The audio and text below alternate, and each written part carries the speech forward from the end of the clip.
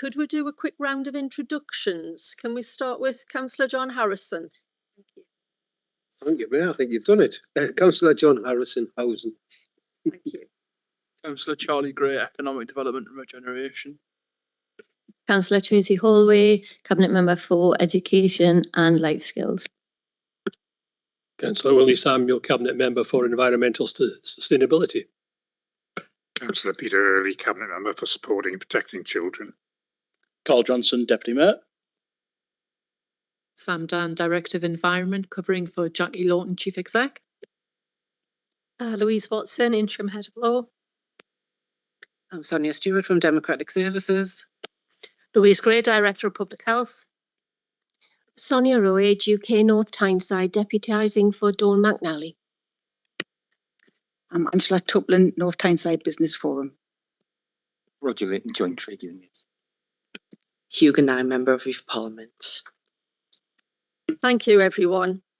Do we have any apologies for absence?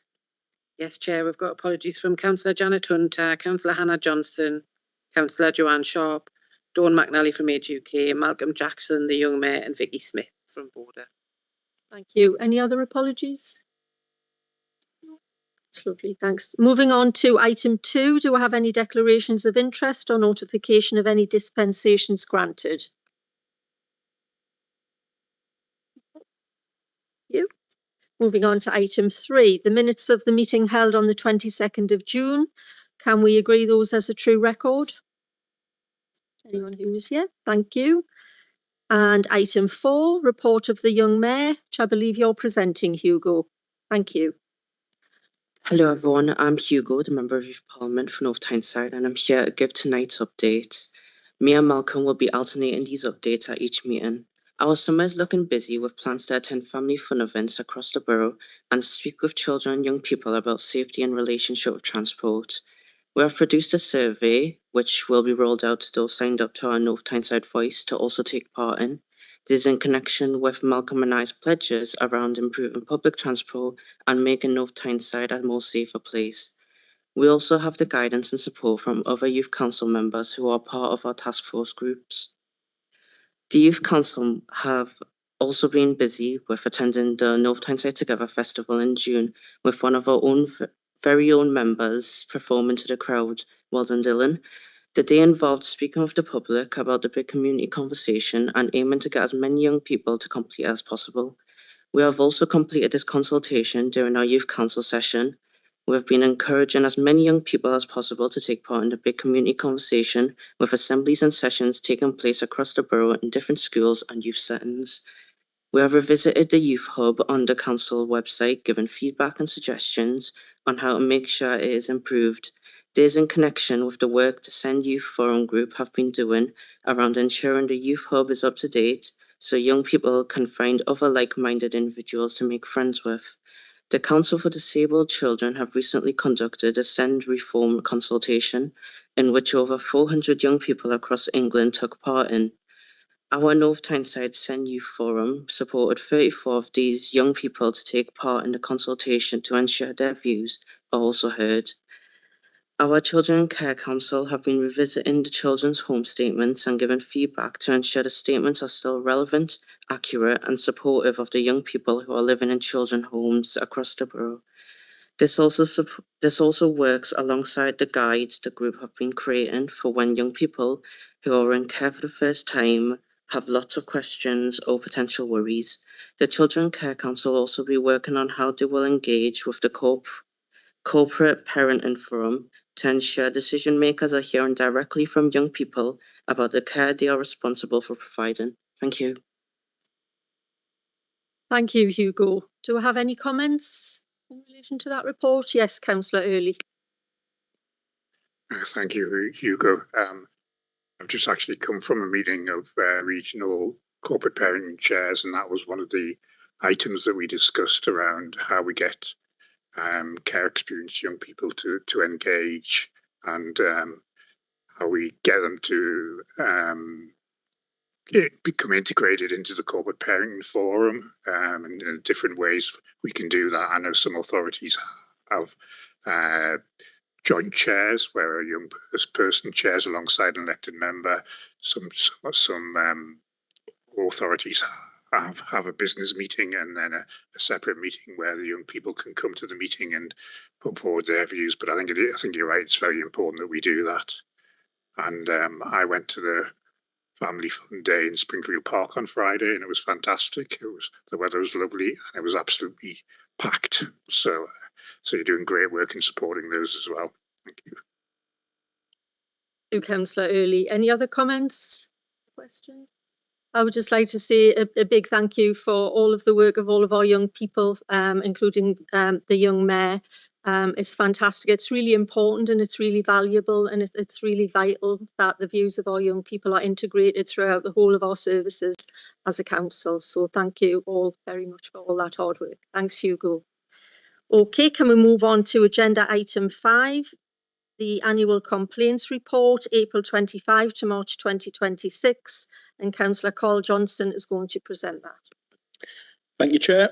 I'm pleased to present the report to Cabinet, capturing what residents have shared about their experience of our services over the last year. It shows how we've responded to that feedback and used to improve what we do. Complaints remain a very small proportion of the millions of transactions we deliver each year, but they tell us where things are working well and where we need to do better.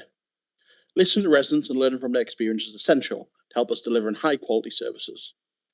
During 25-26, we saw an increase in both service requests and complaints.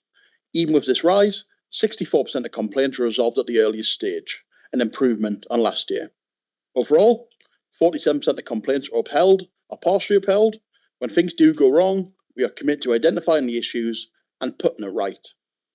The Ombudsman findings also show a positive shift. The Local Government and Social Care Ombudsman has confirmed that more complaints are now being resolved within our own process than last year. The Housing Ombudsman Service completed 11 investigations and all orders were complied with in full. As one of the members responsible for complaints, I welcome the transparency and learning set out in the report. It demonstrates a clear commitment to listening, acting and improving, and it reflects the hard work of the teams across the authority. I therefore ask Cabinet to agree to the recommendation as set out in section 1.2 of the report, along with the publication of both the Council's and the Local Government and Social Care Ombudsman's annual complaints report for North Tyneside. Thank you, Chair. Thank you, Councillor Johnson. Do I have any comments or questions in relation to this item? No. Thank you. We're always striving to improve our services, and there's always valuable learning when things don't go quite according to plan. So as Councillor Johnson said, I also welcome the report. Are we happy to agree the recommendations in 1.2? Agreed. Thank you very much. Agenda item 6, Housing and Property Services Annual Complaint Performance and Service Improvement Report 2025-2026. Can I invite Councillor John Harrison to present the report? Thank you, Mayor. The Social Housing Regulation Act 2023 gave the Housing Ombudsman the power to issue a statutory complaint handling code for all members of the Housing Ombudsman scheme. As a social housing landlord, the authority is by law a member and legally required to comply with this code. The Act also placed a duty on the Housing Ombudsman to monitor landlord compliance. As part of this, landlords must produce an annual complaints performance and service improvement report, alongside an annual self-assessment against the complaint handling code. The self-assessment needs to be published annually, and for this year it needs to be published by the 30th of September. This is our third annual report. It provides information on the number of Housing Ombudsman complaints received by Housing and Property Services. This includes complaint outcomes, key themes, service improvements introduced over the last year, and priorities for the year ahead. Overall, the number of complaints received increased by 80 compared with the previous year, including a 17% rise in complaints that fall within the Housing Ombudsman's remit. While we are disappointed to see complaint numbers increase, This reflects a national trend, and factors contribute to this include rising customer expectations, greater awareness of the complaints process, and enhanced transparency and reporting requirements across the sector. For the period of this report, 23% of the complaints were upheld, a 7% reduction from 2024 to 25, with an increase of 6% in the number of complaints partially upheld. 56% of the complaints were not upheld, which is a 1% improvement from the previous year. Complaint increases are across both housing and property service areas, with a delay to a service being received and the quality of the service received the top two reasons a complaint is made. Whilst we have seen the numbers of complaints increasing, when considering the overall level of activity and customer interactions each year, the number of complaints remains fairly low when benchmarking against some other providers. The main reasons for a complaint being upheld or partially upheld, or a delay to a service being received, and poor communication. These are themes we will continue to identify solutions to with our colleagues. Our most recent tenant satisfaction survey saw tenant satisfaction and how we as the landlords handle their complaints dipped by 4%. But this remains a strong satisfaction outcome for us, and we remain the top quartile nationally for this. Some of the service improvements introduced over the last 12 months include working with our colleagues in environment to review and introduce improved working processes for pest control concerns to ensure tenants receive a better service and response. The creation of pest control leaflet for residents with helpful hints and tips to mitigate pest control concerns and any issues they may be experiencing. Completing a deep dive into the responsive repair upheld complaints to identify where things went wrong and what we need to do to improve them. Using the complaints data to help inform and plan bespoke drama-based making a difference training sessions for all directorate colleagues. Approval and implementation of the following: vulnerability and reasonable adjustment policy, aids and adaptation policy, chargeable policy, and tenant strategy. Introduction of a refreshed repairs handbook for tenants. With our environment colleagues, we launched the Neat Streets initiative to your neighbourhood. Service priorities have been identified for the next year that the teams will be supported to work through and introduce change with a regular reporting to tenants, leaseholders and colleagues and elected members. As a Cabinet member with responsibility for housing and property service complaints, I'm requesting that you agree to the contents of this third annual housing and property service complaints performance, well, that's long, isn't it? Performance and Service Improvements Report 2026. Thank you, Mayor. Thank you, Councillor Harrison. Do I have any comments or questions in relation to this item? Can I just say a huge thank you to Councillor Harrison and to all the team involved. There's a huge amount of work going on here, and again, you know, we're always seeking to improve our services, and it's great to see the report and the kind of changes we're implementing going forward. Is Cabinet happy to agree this report? Thank you. We move on to agenda item 7, which is Plan for Change. Can I invite Councillor Carl Johnson to present? Thanks. Thank you, Chair. North Tyneside is a great place to live, work and visit. We have lots to be proud of, but like most councils across the country, we face increasing demand, financial pressures and changing expectations from residents. To keep delivering the ambitions in our council plan, we need to be ready to adapt, innovate and work differently. Our plan for change sets out how we will do that. It gives us clear, council-wide framework for improving how we work. It will ensure we can deliver high-quality services for our residents, businesses and community, both now and in the future. It isn't change being done to the organisation, it's about shaping our future together. The plan is built around 6 strategic intentions to give every service and every colleague a shared direction. The plan asks us to look beyond traditional boundaries and it encourages us to embrace new ways of working. It strengthens collaboration and it helps focus our efforts where they will make the most difference. Every colleague has a part to play, improving how we deliver services, making the best use of our resources and helping North Tyneside Council meet the changing needs of our communities. I'm confident by working together and embracing new ideas, we'll build a modern, resilient and future-ready council, one that keeps North Tyneside a great place for everyone. I therefore ask Cabinet to agree to recommendations in section 1.2 of the report, agreeing the Council's plan for change. Thank you, Councillor Johnson. Any questions or comments from anyone? Yes, Councillor Early. I think this is a plan and document. Although I believe we do perform well as a council, we can't sit on our laurels. There are demands on our resources, demands on our finances, and we need to constantly be looking to improve the way we work and the way we engage with residents.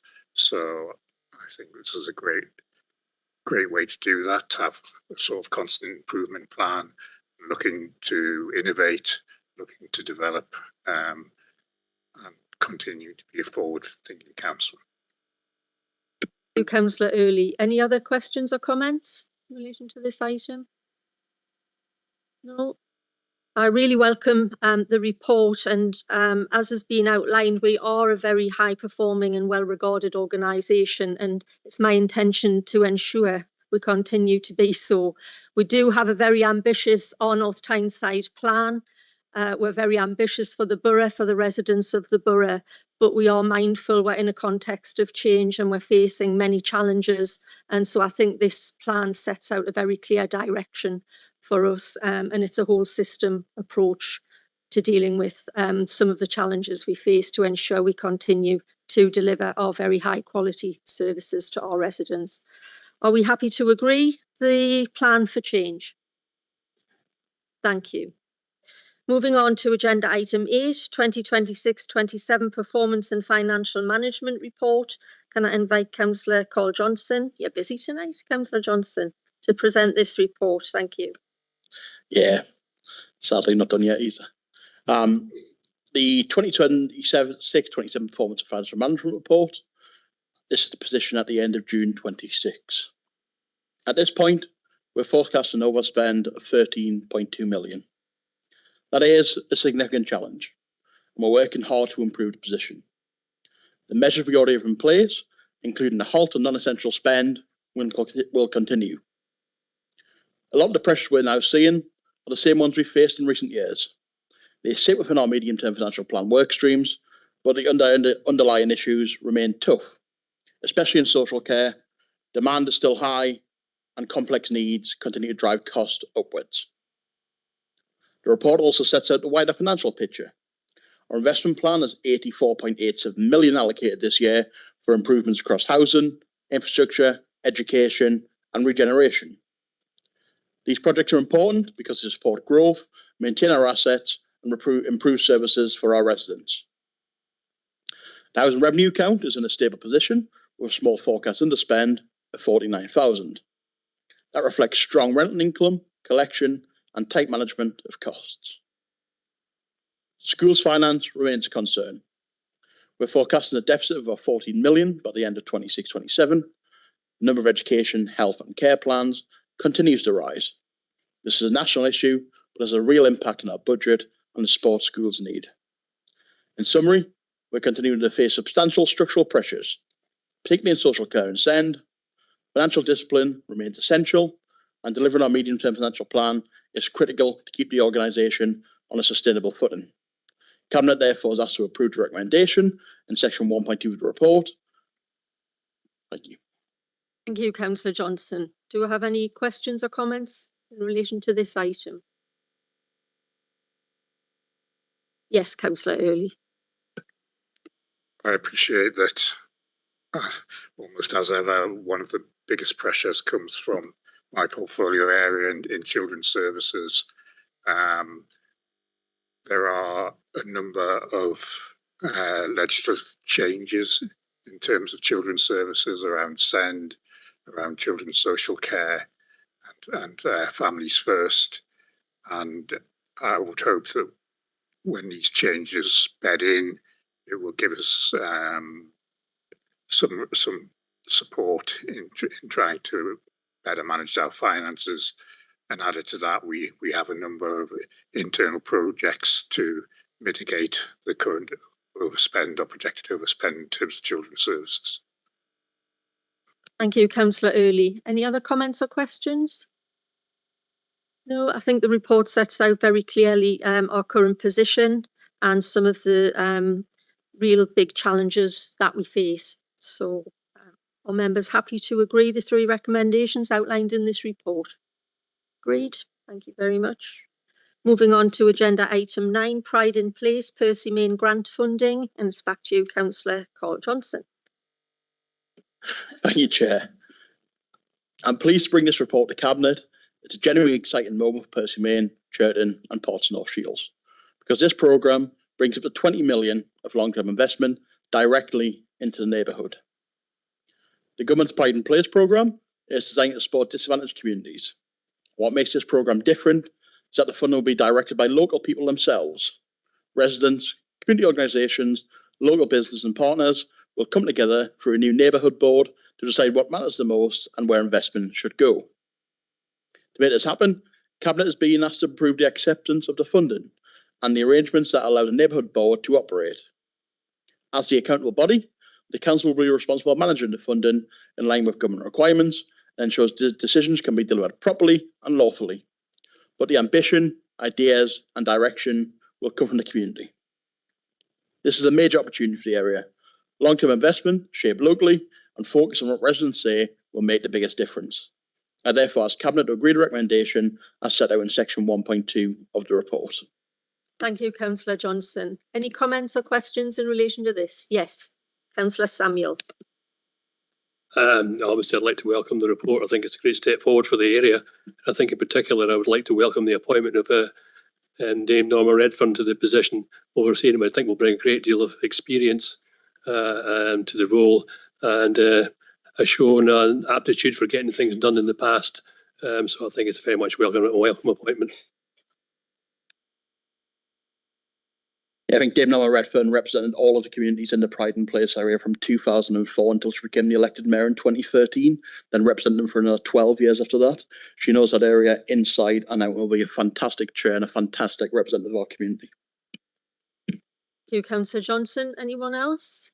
Comments? I would just like to endorse what my colleagues have just said. I think it's a really exciting opportunity for the Pride in Place area.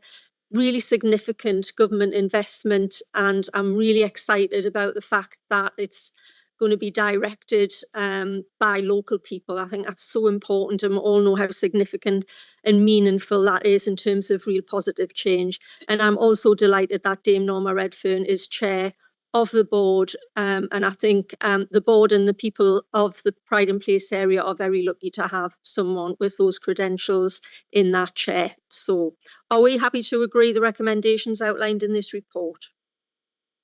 Agreed, thank you. Moving on to agenda item 10, the strategic education update, options for future use of Forest Hall Primary School building following the merger of Ivy Road and Forest Hall. Can I invite Councillor Tracy Halway to present? Thanks. Thank you. I'm pleased to present this report to Cabinet. It seeks approval to start a pre-publication consultation on relocating the primary phase of Silverdale School to the Forest Hall Primary School site once it becomes vacant. Silverdale plays a vital role in supporting children with social, emotional and mental health needs, but the school is currently operating with significant challenges. It was judged inadequate at its most recent Ofsted inspection, and demand for specialist places continues to rise. The accommodation at the Langdale Centre is fragmented, ageing and not designed for SEND provision. These issues affect the quality of education and the long-term sustainability of the school.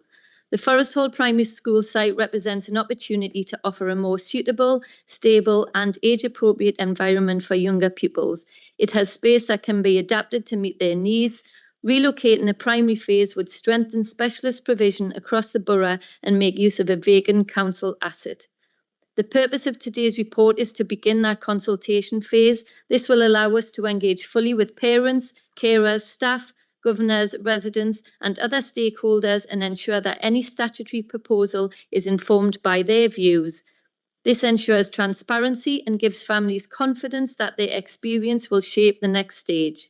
I therefore ask Cabinet to agree the recommendations as set out in section 1.2 of the report.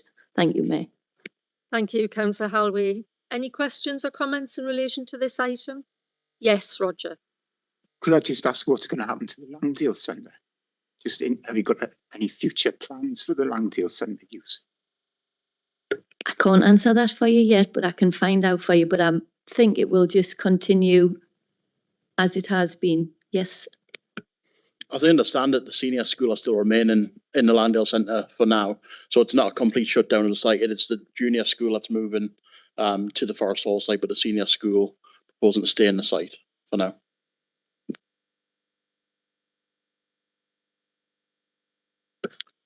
As a Forest Hall ward councillor, I welcome this consultation process. I think it would be a shame if Forest Hall primary school building was just to remain empty for any period of time. And I look forward to Forest Hall residents engaging in the consultation and us being able to, with their help and support, develop a good outcome for both the pupils of Silverdale and the Forest Hall primary building.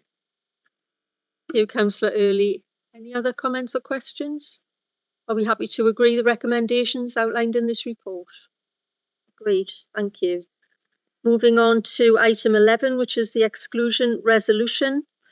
Can I ask Cabinet to agree the exclusion resolution as detailed in item 11 on the agenda, which means the exclusion of the press and the